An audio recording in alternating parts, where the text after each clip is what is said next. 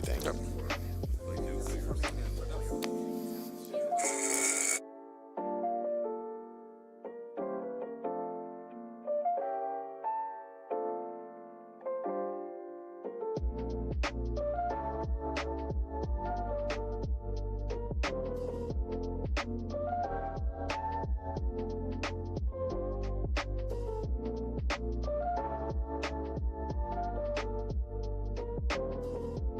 Yep.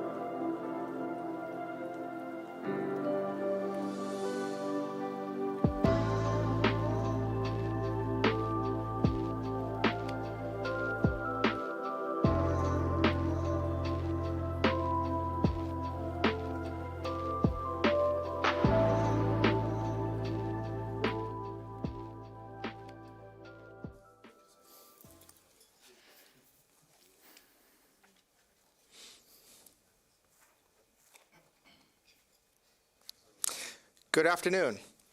Thank you for joining us today for our event on executive orders that the Trump administration should revoke or amend. My name is Alex Narasta, and I'm the Vice President for Economic and Social Policy Studies at the Cato Institute. President Trump will be inaugurated in just 11 days. Upon taking office, he will have enormous powers inherited from his predecessors to impact various aspects of American public policy. Nowhere is the increase in executive power more apparent than in the proliferation of executive orders, also called EOs, and proclamations, memoranda, directives, executive agreements, and edicts with the force of law. Article 1 of the Constitution vests Congress with the power to legislate within the confines of its enumerated powers. Article 2 vests the President with executive power, which encompasses the duty to, quote, take care that the laws be faithfully executed, unquote, and the President's status as the Commander-in-Chief of the Armed Forces, which are more general powers than those granted to Congress. However, successive Congresses have gradually delegated much of their power to the President or stood idly by as presidents have usurped more power that is legislative in nature and effect. Former President Bill Clinton's advisor, Paul Begala, summed up the power of modern executive orders best when he said, quote, stroke of the pen, law of the land, kind of cool, unquote. Begala's informal definition, as inarticulate as it is actually an accurate description of the power of EOs. American law does not define an executive order specifically, despite it being the president's most important means of wielding power domestically. In practice, EOs are written directives that have the force of law and are issued by the president to direct and manage how federal agencies, employees, or department heads operate and perform their duties and to set other policies for the executive branch. The major statutory requirement for EOs is that they must be published in the Federal Register. The same is true for executive proclamations. However, nobody even knows the true number of EOs. The government didn't start systematically numbering them until 1907, but that count includes 14,133 executive orders, 10,784 proclamations, and many other memoranda, directives, executive agreements, and edicts with the force of law. Now, some EOs are totally appropriate, such as President Washington's EO asking the different federal departments what it is that they do here. Now, we're still waiting for an answer. Just joking. But others are also quite positive, such as Abraham Lincoln's Emancipation Proclamation. Others violate, of course, every principle of American liberty, such as President Franklin Delano Roosevelt's EO 9066, issued in 1942, that ordered the internment of Japanese Americans and lawful residents in government camps during World War II. Most EOs, however, are less consequential than the Emancipation Proclamation or Japanese internment, but nonetheless affect the lives of Americans. EOs can interpret or expand the scope of legislation beyond its text or Congress's intent and be, quote, formidable instruments of power, unquote, by, among other actions, ordering executive agencies to issue regulatory rules. EOs exercise executive power that has grown beyond that envisioned by the founders with little check. Only 14 executive orders have been explicitly struck down by the courts. Major powers with EOs are, 1, little oversight. EOs do not need to pass Congress. There's no way for them. They don't have to go through the Administrative Procedures Act. Congress has only revoked 4 executive orders since World War II and none in the 21st century, and has modified a mere 235. EOs do not even need to reference a specific legal authority. For instance, President Obama issued 19 executive orders in 2011 that generally claimed they're justified, quote, by the authority vested in me as president, by the Constitution and the laws of the United States of America, unquote. Pretty general. Plaintiffs who challenge EOs in court have the burden of proving that the order exceeds the authority of the president, and courts will only strike down an EO if it clearly conflicts with the statute or the Constitution. Courts have gone so far as to rule that Congress's silence on an executive order is post hoc congressional acquiescence of the executive order. The result of such a chaotic and centralized system of power in one man is increased uncertainty, rent-seeking, polarization, and chaos in foreign affairs, all of which undermine limited government, individual liberty, free markets, and peace. Hence, Cato's recent publication of our Handbook on Executive Orders and Presidential Directives, which is intended to give ideas to the incoming administration for executive orders that they should revoke or amend. The handbook covers numerous policy areas, from reforms to the administrative state, to trade and immigration, and most other policy areas in between, by directly referencing and seeking to amend or revoke over 70 executive orders and other directives. Here, Cato scholars will discuss their contributions to the Cato Handbook on Executive Orders and Presidential Directives, and some of the executive orders that the incoming administration should reform or amend, and how to better align federal policy with libertarian principles. Going first is going to be Michael Cannon, Cato's Director of Health Policy Studies. Second, Travis Fisher, and I'm going to do all the introductions first to get those out of the way. Going second is Travis Fisher, Cato's Director of Energy and Environmental Policy Studies. Third, Eric Gomez, Senior Fellow at the Cato Institute. Research focuses on U.S. military budget and force posture, as well as arms control. And fourth will be Chris Edwards, who occupies the Kiltz Family Chair in Fiscal Studies at Cato and is the editor of downsizinggovernment.com. Lastly, and leastly, in addition to moderating this panel, I'll speak for a few more minutes on some EOs that should be amended and revoked, and higher level reforms to executive orders and executive power in generally.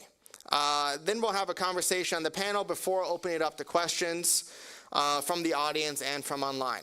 So without further ado, Michael, please take it away. Thanks, Alex. So Congress has passed so many laws regulating so many aspects of our lives that it can't possibly make all the resulting decisions itself. It relies on executive agencies to make these decisions, which means it's abdicating its role to make the laws. And the executive branch wields far too much power. It wields powers that the Constitution doesn't grant, that no framer envisioned, that no state ever ratified, and that the Constitution itself in the Ninth Amendment says, actually, you don't have that power. The current administration, for example, used its executive powers granted to it by Congress through various laws to throw sick people out of their health insurance without so much as a peep from healthcare journalists, and to spend about $43 billion over the next 10 years without running it by Congress first, just coming up with some rules that would increase government spending by $43 billion. And this is an example of the vast amount of power that the government has, or that the executive branch has, over the health sector of the economy and the freedom of individuals to make their decisions about their incomes and their health. The only responsible use of this power, of any power the executive branch has in healthcare, is to reduce the federal government's exercise of those powers over the health sector and over taxpayers in service of those activities. So this includes using executive power, executive orders, and executive branch guidance and rulemaking to roll back regulations that Congress never imposed, enacted, or envisioned, like the regulations that the Biden administration enacted earlier this year that throw sick people out of their health insurance, or to reduce government payments to healthcare providers through the Medicare program and the Medicaid program. There's this myth out there that whenever the government gets involved in price setting, the prices are always too low. Price controls are always causing shortages. Price controls often cause shortages. Binding price ceilings do that. But the government doesn't always set the prices too low. It often sets the prices too high, vastly too high. And at the Cato Institute, we've published book after book documenting all sorts of ways that the federal government, through the Medicare program mostly and in other ways, sets prices above where the market would put them. And in those cases, there can be a legitimate role for the executive branch to reduce the prices the excessive prices that Medicare pays to private insurance companies, to pharmaceutical companies, hospitals, physicians, skilled nursing facilities, and so forth. And the executive branch should be using its power in this regard because the federal government right now spends more on healthcare than it does on national defense. About $1.1 trillion each year on major health programs versus about $900 billion per year on national defense. And the federal government is the main reason that the United States is an outlier among advanced nations, or such an outlier among advanced nations, when it comes to healthcare prices and when it comes to healthcare spending. We spend about 2 times as much as the average OECD nation on medical care. The federal government and federal health spending is a major factor behind that discrepancy. And so what are some of the things that the incoming administration should do with regard to using executive orders to try to reduce health spending? Well, it turns out that the incoming administration, the last time it was in power, did a number of good things with the executive orders when it came to health care, and a couple of not so good things. So first, the good things. The first Trump administration issued executive orders that would have reduced the prices that Medicare pays for a lot of prescription drugs by pegging those prices to prices that other countries pay. Now, there's a lot of pharmaceutical industry rhetoric around this proposal, calling it importing foreign price controls, which is just abject nonsense. What they objected to is not that these were price controls. What we have now are basically government-set prices. What the industry objected to is that these prices would be lower. And they should be lower because the Medicare program, by some measures, is paying twice as much as other countries are paying for drugs. There's no good reason why the United States should be doing that. U.S. taxpayers should be doing that and bearing a disproportionate burden of the share of research and development. So the Trump administration the next Trump administration should reinvigorate its efforts to peg Medicare drug prices to international prices or get them down in whatever way it can by reinvigorating that executive order, or even better than that, even better than government price setting and getting drug prices down, is to reinvigorate another executive order that it issued regarding drug importation. Importing drugs from other countries, in other words, freeing consumers in the United States and insurance companies to exercise their fundamental human right to trade with other countries. Doing that would do more to spark price competition and reduce drug prices in the United States than government price setting would. Unfortunately, those efforts toward drug importation were anemic and they got stalled in the courts, but the Trump administration could reinvigorate that. And finally, the Trump administration did have a number of good one executive order that led to a number of good rule changes, including rules that added consumer protections to so-called short-term limited duration and plans. These are plans that are exempt from federal health insurance regulation, and as a result are able to provide coverage with broader provider networks than Obamacare plans at lower premiums, 60% lower than the lowest cost premiums for the lowest cost Obamacare plans. The Trump administration allowed these plans to offer more consumer protections than the Obama administration did previously. The Biden administration came in and stripped away those protections. They're throwing sick people out of their health insurance after they get sick and leaving them with nothing. The next Trump administration should reinvigorate that executive order and restore those consumer protections. That's not to say that everything that the Trump administration did with executive orders was good. They expanded the Medicare program by covering telehealth, which is something that Congress had not covered previously. They did this during COVID for COVID reasons, and now Congress is trying to take that expansion and make it permanent. The Trump administration should revoke that expansion. Also, the Trump administration made it easier for healthcare providers and insurance companies to game federal payment rules, get higher prices out of the federal government and subsidies for more services under the guise of protecting and improving Medicare, the Trump administration should amend that executive order to direct CMS to try some real Medicare reforms rather than these rent-seeking provisions the Trump administration put in. And I will end with, well, actually, you know what? There were 7 of these different executive orders, chapters that I contributed to this book because the federal government does a lot in healthcare, and the executive branch ends up issuing a lot of executive orders. I'll leave it at that and leave the rest for discussion. I'll just add that executive orders are not going to fix what's ailing in healthcare. They might make a small difference at the margin, but what we need is congressional action to reform to cut federal health spending, eliminate federal health insurance regulations, and to drastically eliminate or reform federal taxes, because that's the only way that we're going to restore people's fundamental right to make their own health decisions. Thank you. Travis. I should start by thanking everybody who made it here today. On my drive in, I realized how gross it was still in DC, so thanks for coming in person and sort of trudging through the snow and ice. So I'm going to talk about energy and environment. The theme here is that the Biden team wanted to take a whole of government approach to address what they called the climate crisis. And what that meant was a week 1 executive order that rejoined the Paris Agreement, canceled the Keystone XL pipeline. It did a host of other things that were, the exact opposite of what Trump had been doing. And of course, there's a pattern here. I believe when Trump gets in office, he's going to basically redo all the things that were undone. And so we get this aggressive whipsaw effect in energy policy because so much of it is based on executive branch action. So I focused on Executive Order 13990, which is the one that rejoined Paris, canceled Keystone, set aside ANWR. It also defined the scope of the social cost of CO2, which is a big deal in terms of if you're giving that a global estimate, that's a very different calculation than if you're doing a national or sub-national estimate. So that was established by executive order that it had to be a global estimate.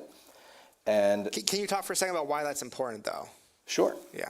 So it is essentially the benefit of regulating CO2 is this social cost of carbon. So it would unlock a lot of climate-related regulations. You can do a lot more. If you have a very high social cost of carbon, you can justify a lot more in terms of, this feeds into what the Environmental Protection Agency is doing on power plant rules, feeds into vehicle mandates.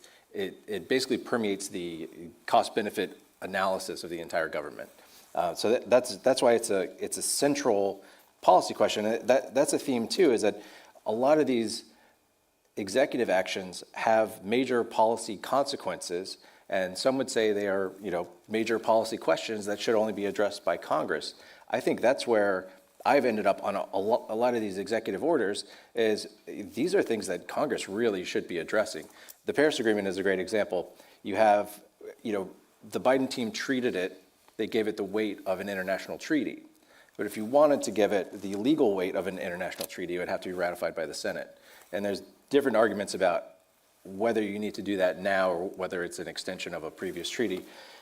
I think the good government approach to it is to put it up for a vote in the Senate. But rejoining the Paris Agreement and then leaving it again, we get back into this whipsaw. We don't know what the national climate policy is. And if it's established by executive order, we may never know. And that's especially problematic in the energy industry. It's a very capital intensive. These are big investments. Like a power plant you would expect to run for something like 40 years. If you're trying to decide a 40-year investment, or even in the case of a nuclear power plant, that might be an 80-year investment. You're trying to make those investments on a 4-year political cycle. There's a huge mismatch. And the unfortunate side, I'm not an investor. That's not really my interest. It's the impact on consumers. When you have that much uncertainty, it raises the cost of the investment. And of course, we all pay those costs in terms of higher electricity bills and everything else. The other thing, so there was the whole of government approach to the climate crisis. There were some details there. So the net zero, the Paris Agreement it basically established net zero by 2050 as a policy goal. that's only ever been enacted through the executive branch. So that's in executive orders, that's in 14008. And by the way, if we're in the 14,000s, I feel like executive orders should be in the 14, 15 range total. We're getting into 14,000s, that's a problem in itself. So I just wanted to note that. But we're establishing a long-term, carbon target. This is net zero by 2050. We're establishing it through, again, at best, a 4-year executive order cycle. So it's not going to work. It's basically in the easy come, easy go category of that's not really durable policy. One that I wanted to talk about reinstating is that I don't hate all executive orders. There's one that I like. So Executive Order 14094, again, a Biden-era executive order, it changed fundamentally the way we approach things through a former executive order that I liked, Executive Order 12866, which was changed in part, and you've probably heard people go to like Office of Management and Budget, and they have these 12866 meetings. That's like the name of the meeting. You go to 12866 meetings, and it's the fundamental, it's the cost benefit, it's the what's subject to OMB review, what's the how major does a regulation have to be, and they basically the Biden team increased that threshold from $100 million to $200 million. But so there's all those details, but the one that I really want to focus on, it really comes down to, again, how you calculate things like the social cost of carbon. I would call it the tyranny of the social discount rate. You can use a different social discount rate to justify anything you want. You can make the social cost of carbon approach infinity just by lowering the social discount rate closer and closer to zero. So in essence, if you tinker with things like the social discount rate, which was established in 12866, it sets up OMB Circular A4. This is, again, very much in the weeds stuff that it shouldn't be resolved at the executive level. It should be established in Congress. But the main takeaway is you can tinker with these numbers and you can get pretty much any result that you want. So I'd like to see 12866 restored. And again, that was a Bill Clinton era executive order. That was a 1993 EO. So I'm on record saying I like something that Bill Clinton did. We judge policy here, not politicians. Exactly. In fact, if you'll indulge me, if I can read a paragraph from 12866, this is actually, it's music to my ears. And I really, again, I'm shocked that I like something from 1993 so much. Here's how it reads, and this is as relevant today as it was in 1993. Quote, "The American people deserve a regulatory system that works for them, not against them. A regulatory system that protects and improves their health, safety, environment, and well-being, and improves the performance of the economy without imposing unacceptable or unreasonable costs on society. Regulatory policies that recognize that the private sector and private markets are the best engine for economic growth. Regulatory approaches that respect the role of state, local, and tribal governments, and regulations that are effective, consistent, sensible, and understandable. We do not have such a regulatory system today." That, I think, is a perfect encapsulation of that's like the good government approach to a regulatory state. To the extent that we have to have one, I think we will have one for, at least the short term. That's the good government approach, and that's exactly what was. They tinkered with it. The Biden team essentially said, we're gonna tweak this long extent executive order that a lot of people rely on. I'll end on. And it sounds like if properly applied, that executive order would necessitate the deletion of the regulatory state in its entirety. But that's another point, of course. Some might argue. I'll pivot to defense because there is one crossover executive order that touches on major contractors. So this was the one, and before this executive order, I didn't do any research into the Federal Acquisition Regulatory Council, the FAR Council. This sets up a lot of the contracting rules.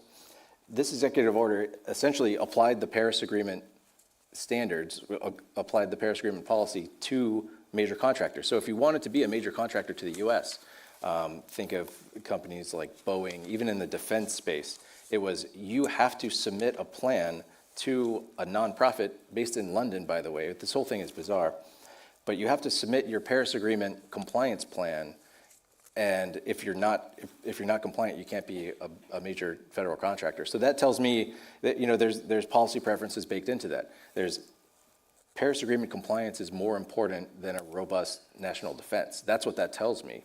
And it's things like that. That's another one. That's a major policy question. If we really wanted that as a national policy, we should have that debate out and open, and I think we should put it through Congress. But it's a great example of what you can do through an executive order that has massive implications that, again, it was mostly under the radar. When I bring that up to folks, they tend to not know about it.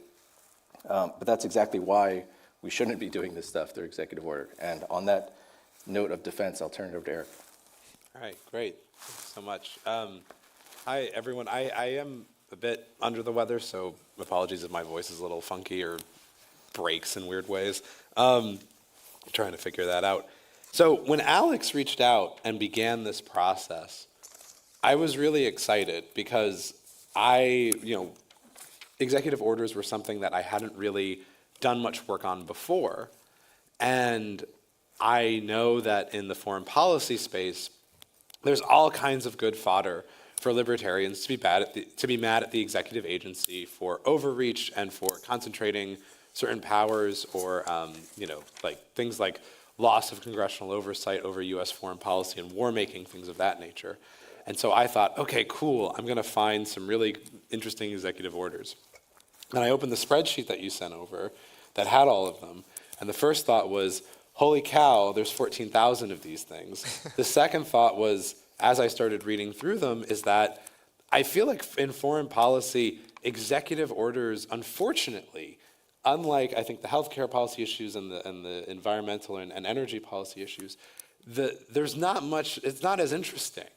There are some interesting ones, and I'll talk about them, but I feel like in the foreign policy space, as I was reading through them and trying to find which ones to write about, a lot of them had to do with things like sanctions on pretty odious regimes, right? Like your North Koreas, your Venezuelas, your Irans, right?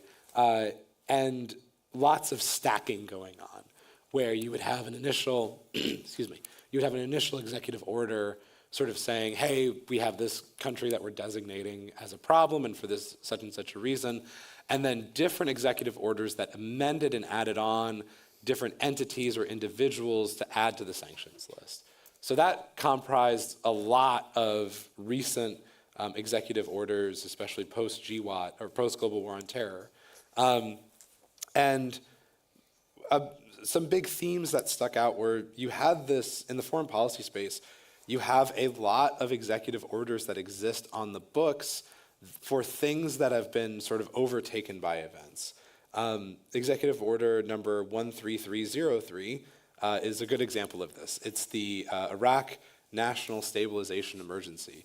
This executive order was issued by the George W. Bush administration after the fall of the Saddam Hussein regime in 2003, and it basically provides for things that we're going to do in Iraq to try and stabilize it, and specifically going after certain Ba'athist political entities that existed in Iraq under the Saddam regime that the administration was trying to get out of there. That was over 20 years ago now. A lot has changed in Iraq, but this executive order is still in the books. No one's ever repealed it.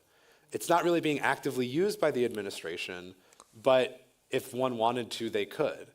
And that kept on coming up a lot in my research on these executive orders in the foreign policy space. Was there's just a lot of undergrowth, if you will. There's a lot of just junk EOs that have been overtaken by events politically in the real world that haven't been repealed. They just still kind of exist. It's like when you hear about those weird state laws about you can't cross from one county to another county while holding a duck on your head on a Thursday or something, right? It's that level of thing where no one's actively, or not many people are actively using it to conduct themselves in foreign policy or in domestic policy or what have you, but they just exist. And no one's gone through the trouble of actually sort of clearing the brush away and figuring out, well, which one of these do we actually need? I think the issue with this is that most of the worst abuses of executive power in the world of foreign policy don't really come from executive orders. They come from other things like acts of Congress, right? The Patriot Act comes to mind as a big one. And Congress sort of willingly abdicating its responsibilities and roles that the Constitution envisions on foreign policy to the executive branch. Authorizations for the use of military force, AUMFs, are a huge one in this regard. Those aren't executive orders, right? They don't have that kind of weight.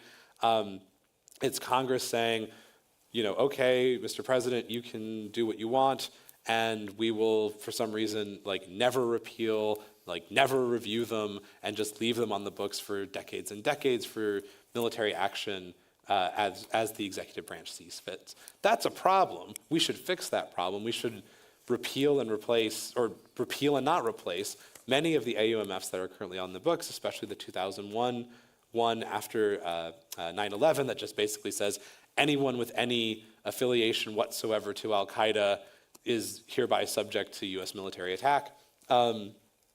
We should get rid of those things because a lot has changed in the intervening years. But that isn't going to happen sort of via executive order. Right? That needs to happen through the Congress. So I think those are some of the big themes. In addition to get into like the specific executive orders that I wrote about, one of them was, I already talked about 13303 and its related executive orders about the Iraq National Stabilization Emergency. The other one, this was one of the better and straightforward ones on foreign policy in recent years, was the Obama administration's closing of Guantanamo Bay, 13492. Unfortunately, it didn't quite get to the point where it was completely closed, but the Obama administration and then later the Biden administration made a lot of progress in going through the detainees who were at Guantanamo Bay, who hadn't been sort of formally charged with anything, and either, you know, giving them trials and determining guilt or innocence, or, you know, sending them back to their countries of origin and to send them in the care of U.S. Friends and allies. Not always with the best human rights records, but I mean, I don't know what else like to do besides the face. So, but the Trump administration revoked that executive order with a different one. When the Trump administration came in, they issued Executive Order 13823 that basically said, we are not closing Guantanamo Bay anymore, and we're going to keep it open as a detention facility. Unfortunately, I think with Trump 2.0, that probably isn't going to get reversed. So I think that one's going to stay on the books. I already talked about Iraq. And the third one I wrote about was reporting of U.S. military strikes outside of areas of active hostilities. This was one that the Obama administration initiated. I forgot to write down the number, so I forgot that off the top of my head. But basically, it's a reporting requirement for if the U.S. conducts military operations outside of certain countries that result in civilian harm, that there would be a public accounting of it. And the Trump administration revoked part of that executive order that basically made it easier for the United States to conceal military operations around the world that cause civilian harm. So I think getting back to a state where those things are actively reported on would be helpful. It doesn't fix the problem of we shouldn't be doing military operations in so many places, but if you don't know about them, you can't really stop them. So those were the three I looked at, and there's several more in the foreign policy and national security section that relates to specific sanctions and classification of information. So I urge you to check out those sections written by me and my defense and foreign policy colleagues. Thank you. Thanks, Eric. So I wrote about the federal bureaucracy and executive orders that Trump and Biden have issued regarding the federal bureaucracy. Trump will likely revoke a number of Biden executive orders regarding the bureaucracy and reissue EOs that he issued during his first term. So the federal bureaucracy is massive. There's 2.3 million federal civilian workers. They have an annual pay and benefits of $400 billion. The average federal civilian worker makes $157,000 a year in wages and benefits. That compares to the average private sector worker earning just $94,000 a year. So federal workers are well paid, but we need improvements in efficiency and accountability in the federal bureaucracy. I'm going to talk about two issues: the firing of federal workers and federal labor unions. So the first issue is that removing federal workers for poor performance and misconduct is very difficult in the federal government. Federal employees are fired at just 1/6 of the rate that workers are fired in the private sector, and the federal senior executive service, the highest paid folks in the federal civil service, they're fired at only 1/20th the rate that corporate CEOs are fired in America. So we need reforms to ease worker removals. Bad workers undercut morale and performance at agencies. Federal workers themselves think that it's too difficult to properly deal with bad workers in the federal government. Surveys of federal workers find that just 41% of federal supervisors think that they could remove a worker for poor for misconduct, and just 26% of federal supervisors think that they could remove a worker for poor performance. Removals take a huge amount of effort for supervisors, so they generally don't bother even initiating the progress, and so federal agencies tend to get piled up of poor workers who are not doing their jobs. So in 2018, Trump signed EO 13839 to streamline the firing of federal workers. There was a slew of litigation that followed that order. Then President Biden revoked it. But Trump will likely reissue that EO to ease the removal of bad federal workers.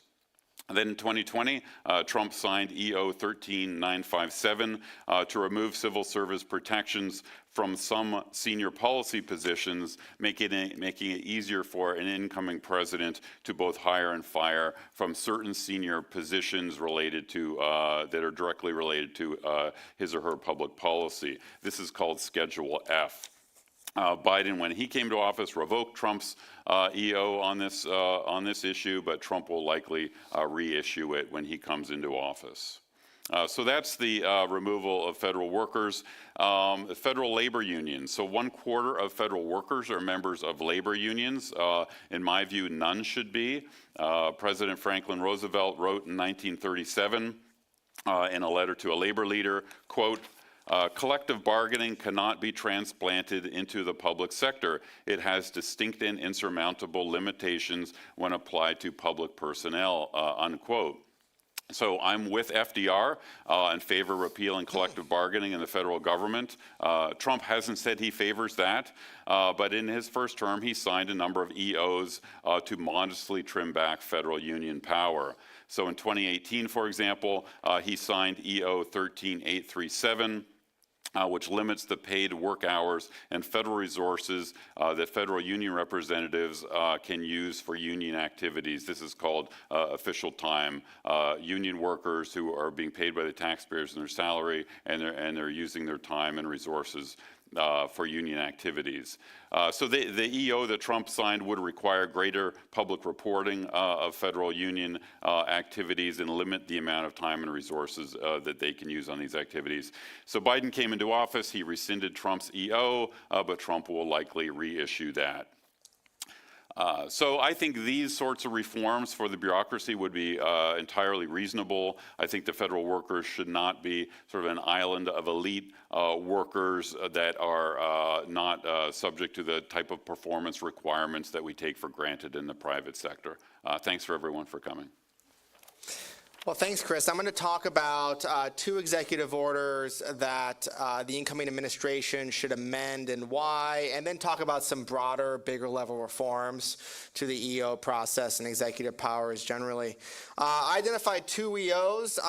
I learned this relatively recently, but affirmative action in the federal government is not a law passed by Congress, but it was created by executive order. Specifically, 2 executive orders, one issued by President Lyndon Johnson and another one by President Richard Nixon. These executive orders are 11246 and 11478. They mandated affirmative action in federal hiring and in federal contracting. Now, affirmative action is an expensive, largely ineffective, discriminatory policy, seeks to benefit some applicants to federal jobs and some contractors because of their race, color, religion, sex, national origin, handicap, age, at the expense of others. Now, these EOs have forced the federal government to discriminate based on these characteristics and to incentivize many firms to do so as well if they are federal contractors or hope to sign government contracts in the future. Now, I think these policies are bad on their face. I think they violate libertarian principles on their face. But one of the other downsides of them is that they create within firms that are contractors sort of a larger HR apparatus set up to try to comply with affirmative action rules. And this has downstream consequences that can be very frustrating for other people who are working in American firms, since basically every large company in the United States is a federal contractor to one extent or another. So it has a very frustrating downstream consequences for a lot of people. So affirmative action in federal hiring and contracting is entirely created by executive order in the U.S. Some people have made the argument that it's unlawful under the Civil Rights Act.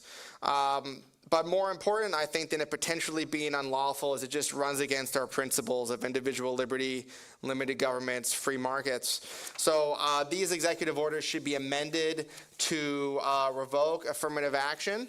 And I don't say amend or revoke those executive orders in total, because the executive orders do also implement other portions of the Civil Rights Act which do not discriminate against Americans, but actually mandate that the government actively stop discriminating against people based on their race, religion, these other protected classes. However, affirmative action is the exception to that, and so therefore I want to amend these executive orders to remove the discriminatory policies enacted through affirmative action.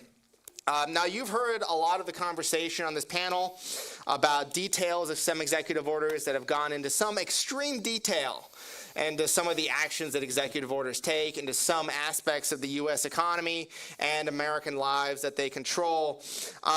In this regard, EOs are really a symptom of the bigger problem in American government, and this symptom is that the federal government does way too much at too large of a scale, involved in too many Americans' lives and too many details.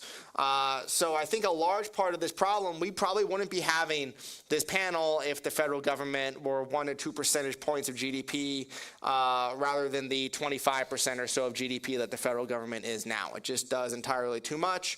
So executive orders shrink as a problem when the government itself shrinks and does many fewer things. Now, in terms of some bigger reforms that Congress and the courts and even the president can do to reduce the power of executive orders, I don't expect the president himself or in the future herself to reduce the power that they have over or through executive actions. However, I think it's important to at least put those out there. So first, Congress should revoke or amend the 137 different statutes that grant the president extraordinary powers during emergencies. Emergencies that the president himself declares. So it's a wonderful little loop in there where the president gets to declare an emergency, and by declaring an emergency gains enormous powers. And then there are an additional 13 emergencies where the Congress declares an emergency, a national emergency that grants the president more powers. At a very minimum, the Congress should be able to review the grants of emergency shortly after issuance to be able to say that, yes, this is an emergency. I think at best we should just repeal, or Congress should repeal, all of those designations of national emergency. Another one, of course, is to put the presidency back into its constitutionally limited role. Some great ways to get there are the Separation of Powers Act, which has been proposed in Congress every year for more than for about 25 years or so. And then, of course, the Reins Act, which limits the president's, limits the power of new regulations.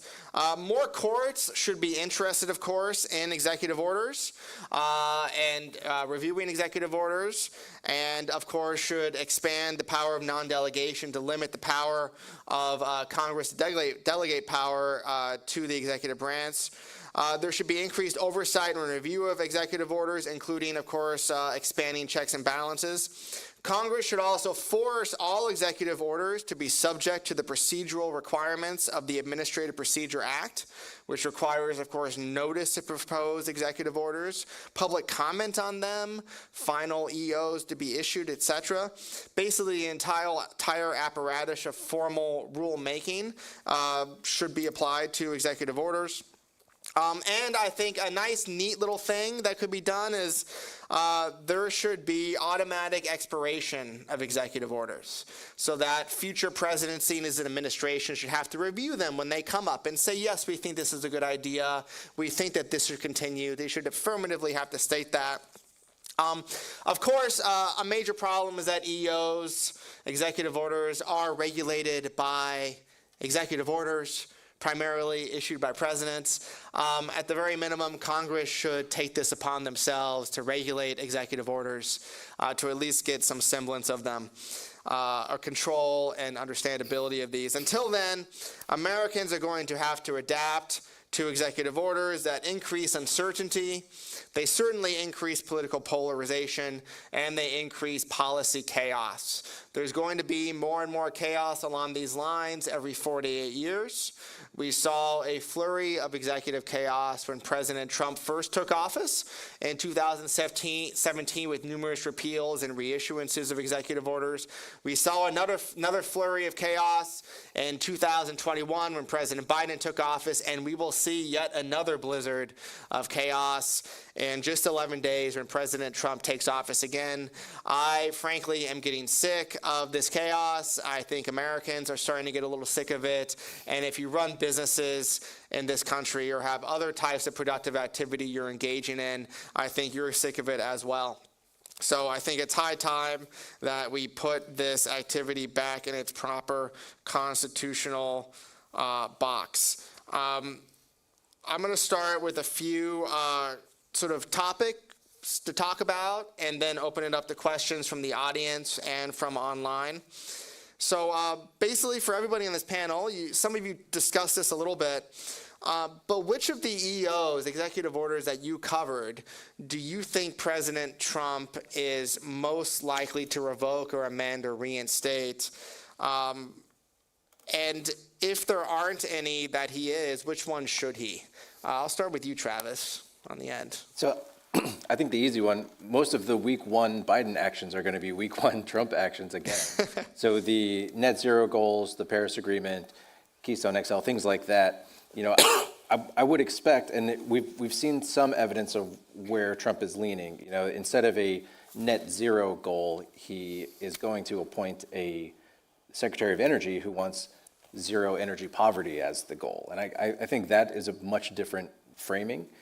So I would expect those to go. So that all of the Biden week one stuff is going to be Trump week one stuff. So it's going to be overturned. This whole, the whole of government approach to the climate crisis, you'll hear a stark change in terminology. Climate crisis is going to not be in the vocabulary. One thing that is interesting though, and this is a word of caution, I think there's a good chance that Trump, and he's indicated this, that he's going to declare a national emergency on the energy front and use some sort of emergency authorities to procure new power. I don't know what that looks like, whether that's to build new power plants, new transmission lines. But I would expect early action on that front. So I'm cautiously optimistic that the EOs that I didn't like are going to go away, but I'm also cautious. I guess I'm cautiously pessimistic that there's going to be some emergency authority. And to Biden's credit, he never officially claimed that there was a climate emergency. He was getting a lot of pressure to declare a climate emergency. And the fact that Trump might come in and declare an energy emergency, I think if he's going further in executive authority than Biden did, that's a bad sign. We certainly don't want the president to mandate the construction of power plants. Right. Yes. Any others? So one I didn't mention is mask wearing. President Trump is highly likely to rescind the Biden executive order on mask wearing by federal workers. Some others that he might reinvigorate. So I mentioned before there's been some sort of regulatory ping pong between the Trump administration and the Biden administration over various forms of health insurance, including these Obamacare exempt plans that I mentioned. I think there's a good chance that President Trump will reinstate the rules that he finalized in 2018 that added consumer protections to these Obamacare exempt plans because he already did it. It'll be easy. He could just, say, yeah, do this again, carbon copy of what he did just a few years ago. But that does highlight one of the problems with policy making by executive order and policy making by executive branch agencies even through the formal rulemaking process, which is you just get this regulatory ping pong where for 4 years you can buy a health insurance plan where you won't get thrown out of it after you get sick. And then for the next 4 years, you're subject to those regulations again. And it makes it really hard for consumers to navigate that environment, but also for insurance companies to invest in what it would take to offer better, more affordable coverage over the long term. So, and then there are a couple of EOs that I mentioned having to do with, say, prescription drugs and prescription drug pricing.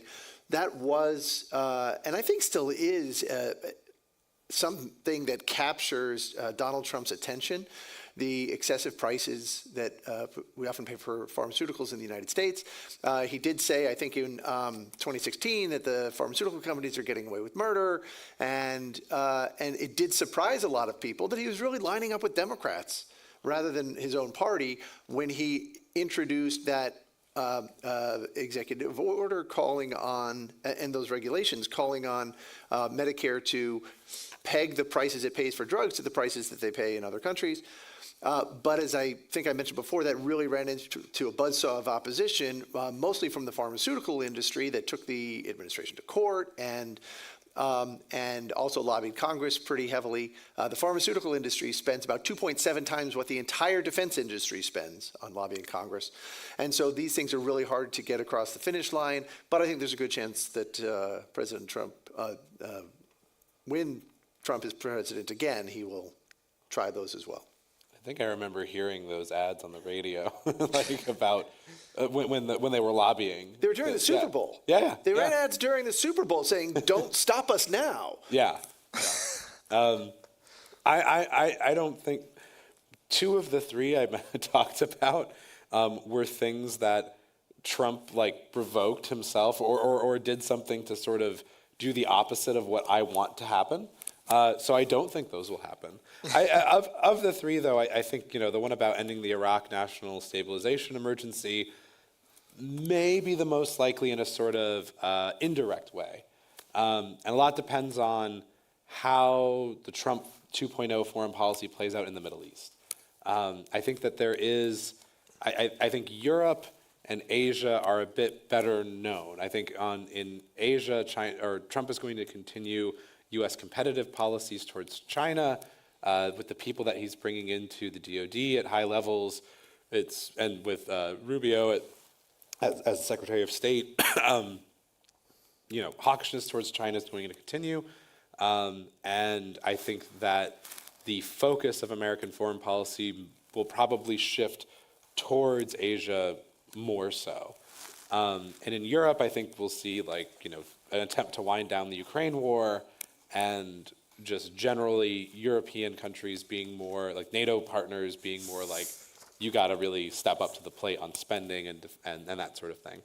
The Middle East is more varied. I think Trump has said a lot of things about not wanting to be in any new wars or trying to avoid that. But he's also very hawkish towards Iran. He was very hawkish in his first term towards Iran. I think he'll be very supportive of Israel in its current military actions around the region, which might carry a risk of drawing the United States into a regional conflict if things escalate beyond where they are currently. So it's hard to say, right? On the one hand, you have that impulse of, I want to keep the United States directly out of conflict, which I think is a good thing. But on the other hand, you have a very sort of track record of like, we will let the partners in the Middle East kind of do what they want. And if that draws us in, it's sort of an open question, it's an unknown. So I think you might see, if the more less interventionist thread holds, you might see the U.S. winding down military presence in the Middle East, which could include, winding down the Iraq presence, which I think is, one of the most strategically incoherent things. It's like, we need to keep them here because they keep getting attacked. They keep getting attacked at these bases because they're here. And, if ISIS is gone, as Trump said in his first term, then what are they doing exactly? It's very, there's no good, I think, strategic rationale for continuing that presence. But we'll see. I just wanted to quickly underline two themes that I think are interesting that other panelists touched on. One is, the idea that there's going to be this ping pong back and forth. There's no doubt the Washington's become more polarized. The two parties are more polarized. President Carter, who I think the memorial service is going on today, was a deregulator. He was followed by Ronald Reagan, who was a deregulator. Travis mentioned that he was shocked by the quote from President Clinton. President Clinton was a centrist. Ronald Reagan issued quite a famous executive order on federalism, guiding the federal agencies not to step in the way of proper state and local authorities. President Clinton repealed that executive order, but he issued a new executive order on federalism, which also read pretty well, actually. But today, we see in areas like energy and the area that I cover, bureaucracy, there is this just radical swinging back and forth, and that seems like it's going to continue no end, because the parties do seem to be sort of permanently off in their separate corners. The second thing, item that I think is really interesting that's been highlighted today is how some of these executive orders are tied to federal contracting. Federal contracting is this giant power of the federal government and the executive branch in particular, that it's $800 billion a year of stuff the federal government buys. It's mainly military, but it's also Department of Energy, the Veterans Health Administration, lots of other agencies. This is an enormous power, and so the executive orders and regulations get tied to that power. I think that's a bit of an underreported, huge power that the federal government has. Yeah, it's certainly something that's been highlighted by Elon Musk and Vivek Ramaswamy in some of their tweets about, their idea of this DOGE, Department of Government Efficiency Commission. I'd like to open it up to some questions from the audience, both online and in person. The audience online may join the conversation and submit questions directly on the event webpage, on Facebook, YouTube, or on X, or also known as Twitter, or formerly known as Twitter, using hashtag Cato Events. Please speak clearly and directly into the microphone so everyone in the auditorium and online can hear the question. And please announce your name and affiliation. I'm going to start online with a quick question. This is from Anonymous. It's not ominous, anonymous. I think tariffs could also be imposed via executive orders. Could we talk about how Trump could use EOs to impose tariffs? I can fill in that gap very quickly. Under the Constitution, I have a handy copy right here. You can check it out for yourself. Available from us, but also on the internet at a price of zero.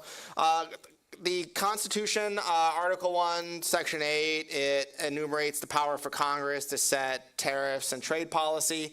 Over the generations, Congress has essentially given an enormous amount of power over this to the executive branch and the presidents. And presidents have used that authority to issue mostly proclamations, which are a different species of executive order, but really not that different in effect. Basically different more in form than function. But there are a numerous amount of proclamations. So we have a whole section in here about trade. We didn't talk about it very much because most of our recommendations would not be interesting to the incoming administration at all on trade. But since this is the Cato Institute and we stand on principles, I'm going to go through some of those very quickly. My colleague Clark Packard, he identified several proclamations, 9704 and 9705, 10782, 10783, 9693, 10339, and 10779. These are proclamations issued by both the Trump and the Biden administrations that put into effect tariffs on aluminum, tariffs on steel, and tariffs on certain solar panel imports into the United States. Tariffs that were issued either by the by the Trump administration first time outright, strengthened by the Biden administration, or put in effect by the Biden administration. So I do not expect the incoming Trump administration to revoke any of the proclamations that they put into effect. Another series of executive orders that have an effect on trade is, of course, the Buy and Hire American requirements. This affects, of course, federal contracting, which, as Chris mentioned, is an enormous part of this stuff, but also a lot of other consumption of goods and services in the United States. Basically, by making these executive orders a 13788, 13858, 13881, 13975, 14005, these should, of course, be revoked, and they basically raise the prices and costs for Americans seeking construction domestically, and also most especially for federal contractors and the federal government to build. So I'm of two minds about this in some ways. Of course, I don't want any trade restrictions, and I don't want the federal government to have to spend more money in its construction projects than it has to, but these construction projects are also mostly very wasteful and destructive.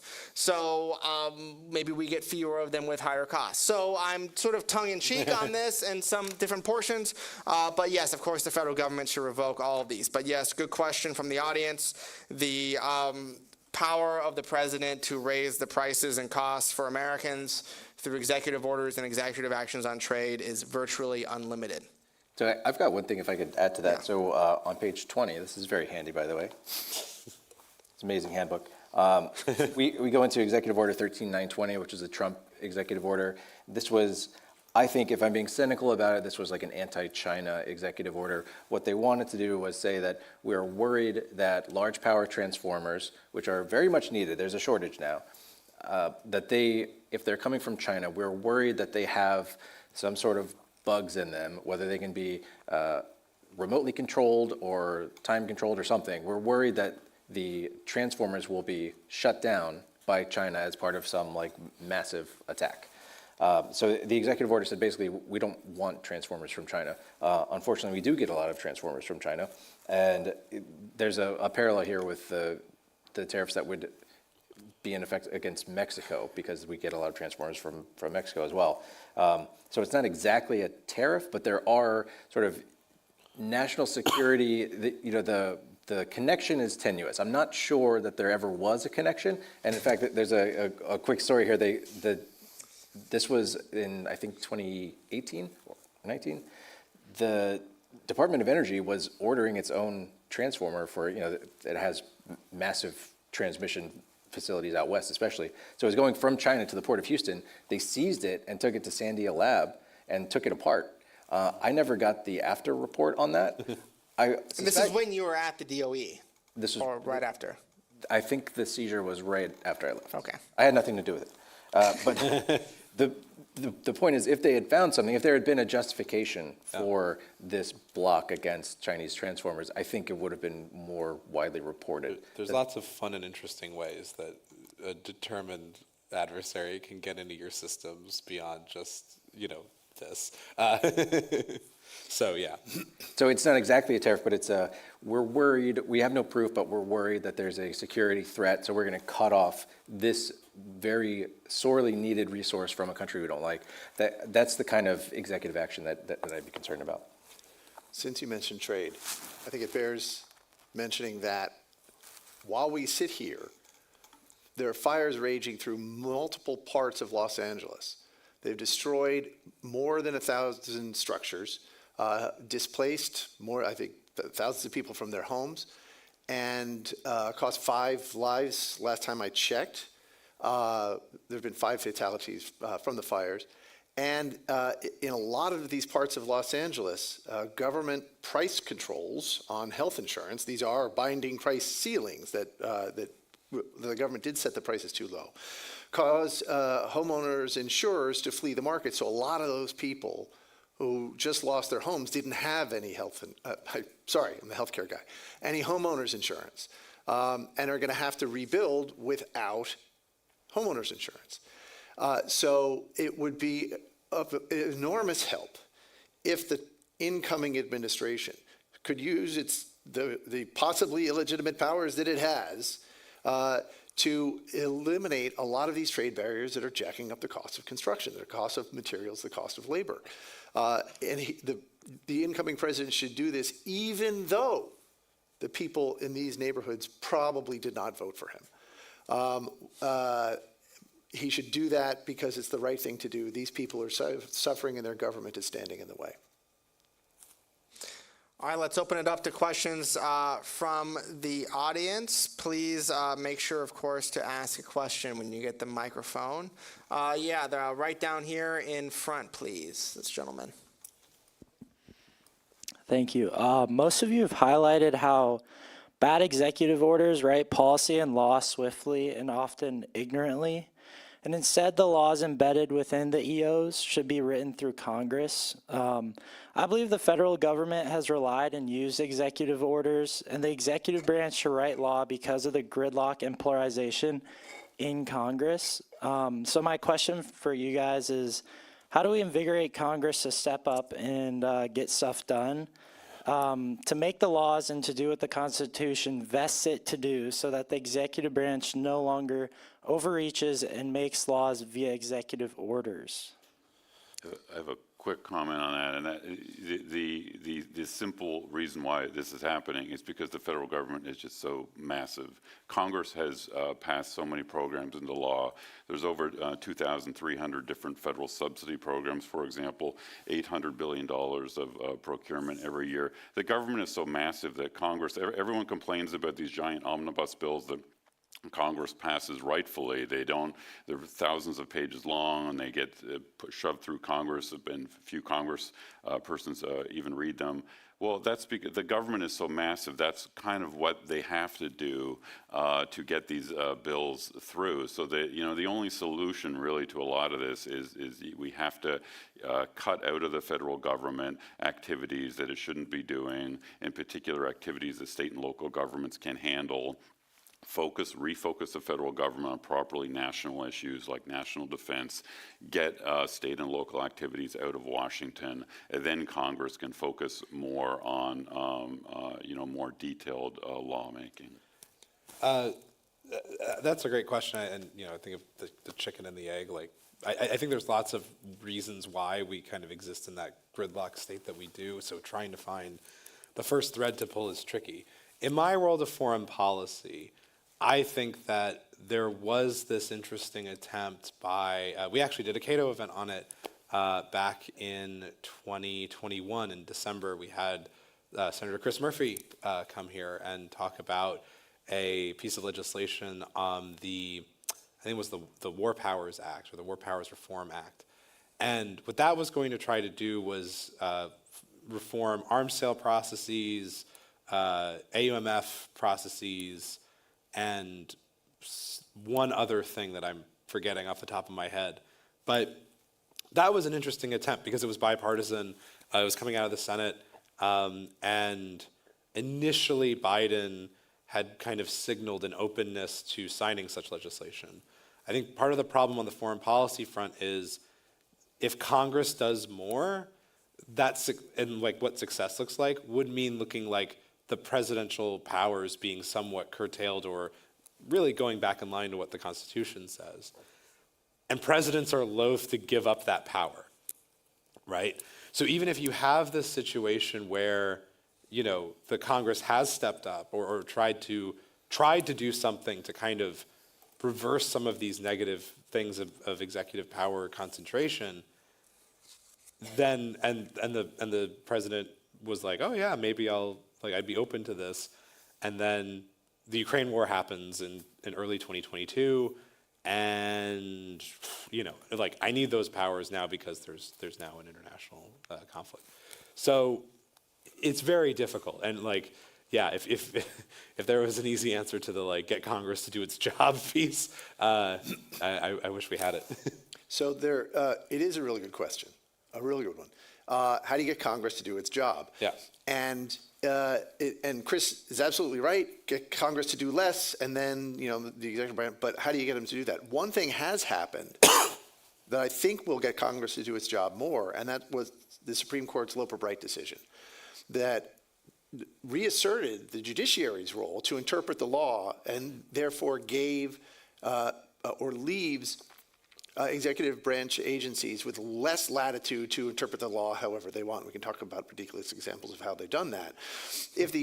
Under Loper-Bright, if the judiciary steps in and does something and narrows an executive branch agency's discretion, and that upsets Congress, well, they're not going to be able to just elect a new president and then get that president to appoint someone who will change that interpretation. They're bound by the court's decision. Congress will have to act. So that Loper-Bright, I think, was a positive step in the right direction because it'll get Congress to legislate. It'll force people to focus their desire for policy changes on Congress rather than on the executive branch. But as for, I don't think that is going to result in dramatic reductions in the size of government. And until then, we're still going to have episodes like this one I mentioned where the Biden administration passes this rule. It creates $43 billion of new spending, and you would think Congress would hate that because it's usurping their power. But if you were paying attention to the budget negotiations, you might have seen that what Republicans were trying to do was rescind that rule, but keep that spending, because it went into the CBO's baseline, and then they wanted to spend it on their own priorities. And so what the executive branch did helped them get around these tricky budget rules that forced them to come up with ways of paying for their new spending. So Congress is kind of in on it, and one despairs of coming up with ways of getting Congress to do the legislating, to get all these decisions out of the hands of the executive branch, to get Congress to do less. One scenario that I can envision is, I don't know why no entrepreneurial politicians have taken on the issue of a balanced budget amendment to the Constitution, but it polls extremely well everywhere outside of Washington, D.C. And the ratification process for such an amendment would change the political dynamics around spending, as well as create a legal constraint on Congress's ability to just keep spending more money and delegating more power to the executive branch. But barring that, I mean, at some point, we're going to run up against a limit on Congress's ability to borrow, to spend and finance all this spending through borrowing. The bond market might say, we don't think you're going to pay us back, and so we're going to either stop buying your debt or we're going to demand more money for it. And then Congress is going to have to start cutting activities. I hope that the first scenario plays out rather than the second, because that second scenario, while it might end up shrinking the size of government, it's going to result in a lot more dislocation and a lot more suffering. So I've got one thing to add from my area. So there was a 2022 case, and apologies to Tommy Berry, I'm going to get the details wrong. I'm not an attorney, but I'm going to try to be one for 10 seconds. The West Virginia v. EPA case, the one that established in a majority opinion for the first time the major questions doctrine. This was the EPA, through executive actions, trying to do things that were major policy questions that should only be resolved by Congress. So it was actually the Supreme Court again who came in and sort of, that was the check and balance, it was the Supreme Court telling the executive branch, you may not do this, this is a lawmaking authority that only Congress has. And that, I think, was a huge when, and the only caveat there is the EPA came right back and tried to do it again. But we'll see where that goes. But the other thing I wanted to note, I'm not sure that it's a binary thing, either the executive branch does it or Congress does it. I completely agree with the panel up here that the federal government should be doing a lot less, especially the executive branch. And you could imagine a world, and I think we used to live in this world, and we could again, where we have a presidential election and half the country is okay with it and the other half of the country is also okay with it. What we've had in the past several cycles is half the country is livid, end of the world, you're like, this is a catastrophe, and half the country is ecstatic. That only comes about when you have so much riding on presidential authority itself. So sort of the way to diffuse a lot of that is have the federal government do a lot less, have the executive branch do a lot less. I think there are some checks and balances that are working. I don't want to say that it's working perfectly or all that well, but I'm inspired by what the Supreme Court has been doing in both the Chevron case and the EPA case. I love the optimism on this panel about this. I'll bring in some little bit more pessimism, I guess, about this. I agree with everything that everyone said. This would all be fantastic reforms. If you recall, when the framers wrote the Constitution, Madison specifically designed it, they talked about balancing interests against interests and creating checks and balances, right? One of the things they never really considered, though, was that Congress would want to give up all of its power to somebody else, as we know, that, or not all of its power, of course, I exaggerate, but a good amount of its power. And so the realization that politicians have incentives just like everybody else, and the main incentive, of course, is to get elected and to hold these jobs for as long as possible. The whole system depends upon that self-interest working. That self-interest does work. However, the framers were a little too optimistic in assuming that they would get elected in Congress by merely wielding power. The incentive for members of Congress, they seem to have discovered beginning in the New Deal, maybe even before the New Deal era, but definitely since then, is that if they give power to the president and things go well, Congress can take power. If they give power to the president and things don't go well, they can blame the president. So it's a pretty good mechanism for members of Congress to stay in power and keep getting elected. This, of course, has increased polarization. So Congress is not doing as many types of bills, big reforms, and that's mostly positive from some of our perspectives. The last big ones I can think of are Obamacare, was a big one. That wasn't positive at all. But one of the other factors that comes into that, of course, is that the president tries to make policy through a large number of executive orders. That increases polarization, which means a lot more rides on every single election, and that's a negative trend. How can we fix this? That's a great question. We have some ideas in the final chapter of our handbook on Cato Handbook on Executive Orders and Presidential Directives that I recommend you check out. But we did talk about a large number of them on the panel. Another question from the audience. We have a question in the back over there. Hi, Ethan Yang. I'm with the Legal Studies Department here. My question is, what prospects do you see for Congress to exercise its oversight function or perhaps pass any laws that limit the president's power, since I feel like Congress is talking more about how many executive orders the president has been passing, and perhaps if maybe Democrats flip one in the chambers in the next midterm, their disdain for President Trump might inspire some more oversight action. So I was wondering, what do you think the prospects are for something like that? Over the next 2 years, pretty much zero. I mean, are Republicans in Congress going to hold the Trump administration to account? It's one of the reasons that I was hoping for divided government, but. I think that's right. And then, of course, the general cycle is that when there's a Republican president, Democrats start to talk about restraints on executive power. When there's a Democratic president, Republicans talk about restraints on this. There are some good people in the Senate and in Congress who are fairly consistently opposed to executive order. Mike Lee has introduced, several bills to restrain and reform war powers, for instance, and other aspects. That's correct? I think he was on the one that Murphy was. Yeah, Chris and Murphy. They want to revoke or rescind or at least build a higher wall around the president's power for war powers.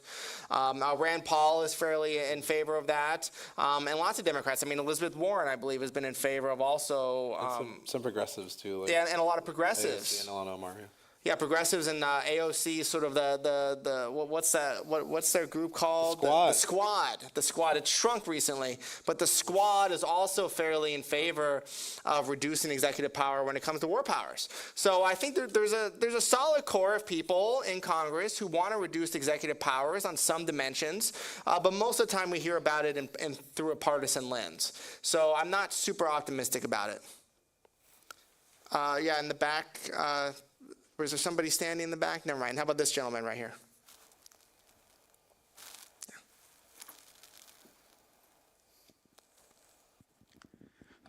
I want to thank you. It seems like some of the panel speakers have touched on the repeal of the Chevron doctrine by the Supreme Court recently. And I'm wondering, in the absence of effective legislation by Congress, do we really want the judiciary to be interpreting what Congress means rather than the specialists who presumably, well, perhaps all are not lawyers or not constitutional scholars, but nevertheless they presumably would have the technical expertise to give an effective interpretation of what Congress had meant? So that's the big debate between adherents of the Chevron doctrine, which the Supreme Court has scrapped, versus those who want the judiciary to play a more robust role in interpreting the law and weighing in on agency interpretations of the law.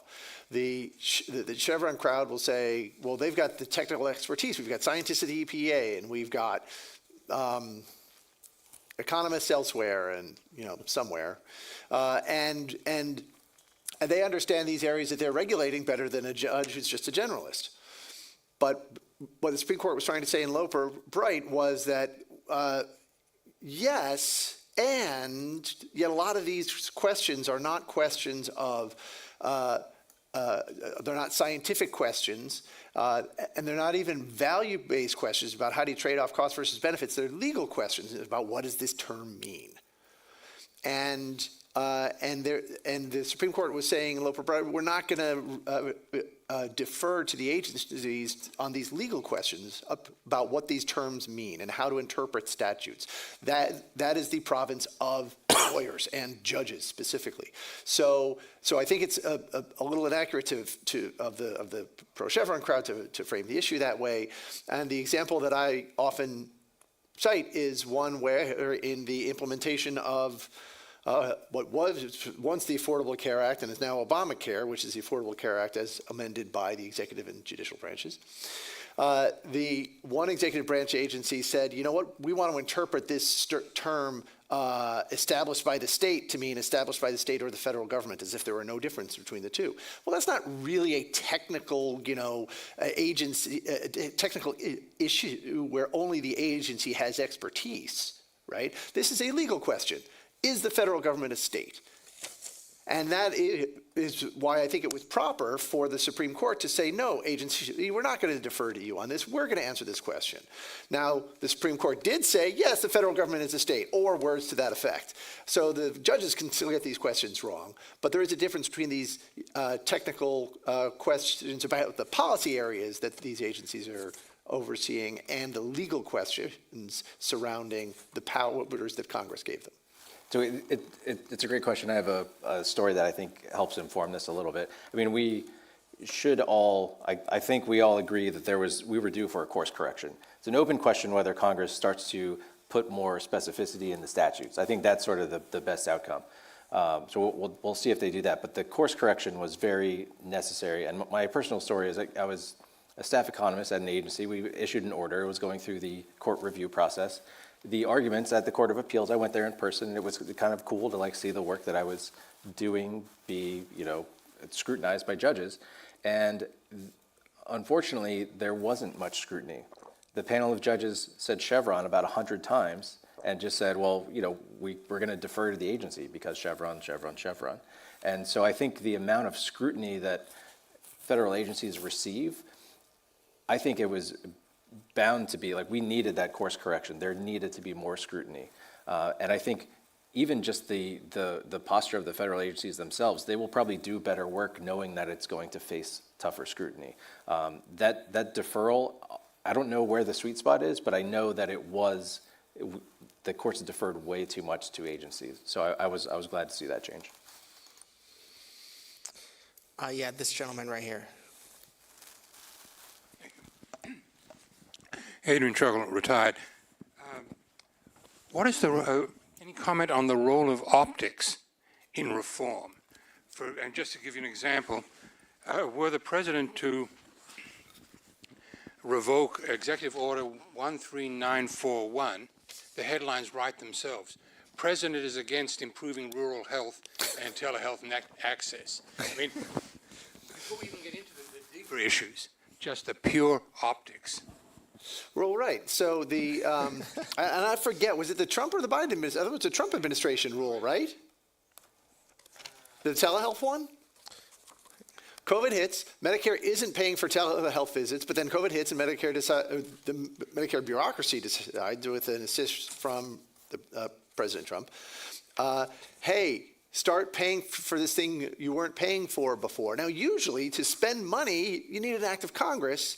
But, that's not how we operate anymore. So they do this and they say, well, we're not going to call this the usurping Congress's powers executive order.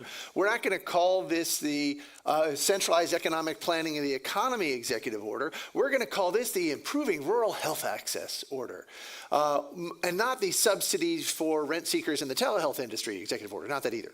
So we call it the Improving Rural Health Access Executive Order, and yeah, that makes it harder to argue against because who's against rural health access?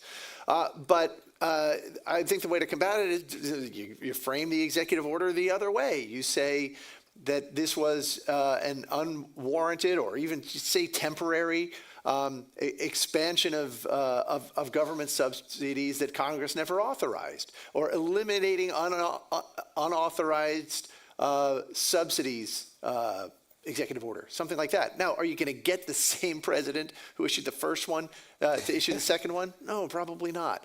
But yeah, that's why they called it the Patient Protection and Affordable Care Act as well. We have time for one. Oh, sorry. Well, I have a hunch that President Trump is better at marketing than I am, but we talk about revoking the EO that's titled Protecting Public Health and the Environment, Restoring Science to Tackle the Climate Crisis. You don't want to be anti-science or anti-public health, but I think what Trump will do is just reframe things. Pro-energy. He's coined terms like energy dominance and things like that. So I'm not as worried about the optics, especially because of the person we're dealing with. I think he can handle the marketing side of it and the framing. But it is, these things have clever names, and to try to revoke something protecting public health is the optics are not great, but it's just a matter of framing. If anyone can pivot, he can. He sure can. Time for one more quick question and answer. Let's go with this gentleman right there. Yeah, thank you. If the president issues an executive order, how much time does Congress have to act on that before they say yes or no? And if Congress says no, what do they need? A supermajority vote or just a majority vote? So there's no time limit in there. So if Congress, the president issues an executive order, there's not like a timer. Congress doesn't get any say at all. Doesn't get any say at all. Now the Congress can pass a law revoking that at any time. And if the president vetoes that, then it would have to be a supermajority in both houses to get over that. There have been some revocations of executive order through congressional actions, 4 since the end of World War II, none in the 21st century. There have been about 235 different amendments or changes to executive orders through statutes. But one of the main ways that executive orders are affected by legislation is by turning them into statutes. So Congress will, after the fact, say, hey, we really like this idea. We're going to turn it into law. This has happened several times with a lot of civil service rules that the president will put in to favor the federal bureaucracy as a voting group usually, and then Congress will say, no, we really like the civil service. We really want them to be pro us at this time in this Congress. So they will put that in the statute. But there's no set timeline, there's really no review of executive orders, except if somebody has a court case and they sue about it, and then the courts basically bend over backwards to give as much deference to the executive as possible, which they do. There are a bunch of complicated rules about this. Basically, if an executive order is entirely contrary to statute or the Constitution, then courts will step in. They rarely do that. The most famous example is the Youngstown case where President Truman issued an executive order to nationalize the steel industry during the Korean War, and the court said, no, this is contrary to statute, this is wrong, and they have some rules in there about when they judge it. But the courts have not done a great job of policing executive orders. They need to do a better job, and Congress does as well. So I think with that, we're actually over the time. Oh no, we've got 40 seconds, so I can actually say thank you. So thank you everybody for coming to our event here at Cato.